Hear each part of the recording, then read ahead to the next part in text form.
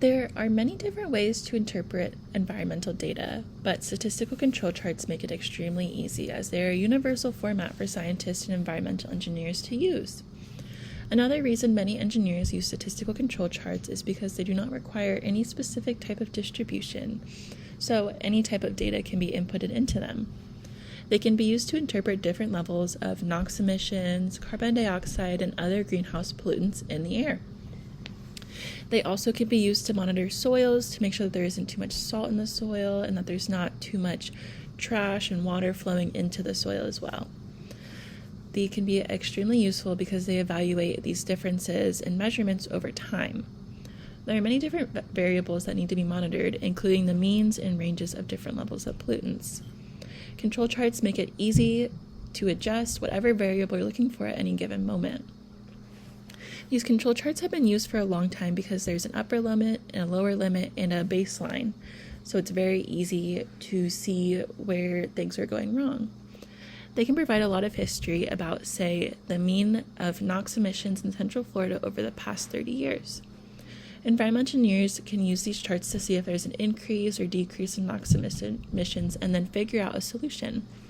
If we are monitoring the NOx emissions and it goes over or under the control limits, this would be a time where we would alert upper management, so it's important to keep them going over time. It should also be noted that in long-term environmental monitoring, a single observation being below or above a control limit is not a red flag, but if there starts to become a pattern of observations dropping or rising, this should raise concern. Choosing the control limits can be difficult, but since we have used these to help monitor natural resources over the past few decades, it has become easier to determine where the baseline, upper limit, and lower limit should lie.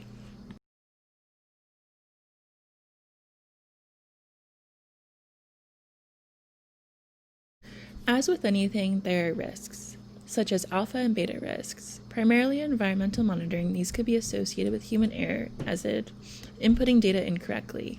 Then we would either reject or fail to reject the correct hypothesis.